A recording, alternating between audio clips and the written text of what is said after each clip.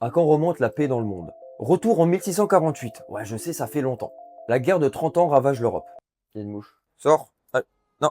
On dirait que je parle à un chien. Les traités de Westphalie mettent fin à ce carnage.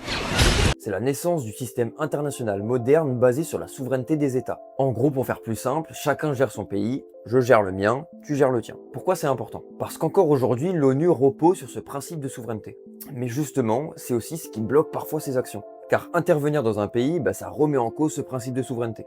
Aller aider un pays, ça veut dire que le pays n'arrive pas à se gérer tout seul. Donc vous voyez un peu le quiproquo avec la souveraineté. On part maintenant en 1997. Kofi Annan, secrétaire général de l'ONU, met un coup de pied dans la fourmilière et il pousse des opérations plus efficaces. Je peux citer par exemple le Darfour, le Kosovo et le Timor. En fait, il défend le droit d'ingérence humanitaire. C'est le fait de pouvoir intervenir dans un État quand c'est vraiment la catastrophe. Messieurs, il y a une solution que vous ne voyez pas. Mais il critique aussi le Conseil de sécurité et le fameux droit de veto qu'ont les grandes puissances. Vous vous souvenez, c'est leur carte joker pour empêcher de prendre des décisions. De 1648 à aujourd'hui, la paix ne tient jamais qu'à des mots. Mais ces mots, souveraineté, sécurité collective et diplomatie, ils viennent de loin.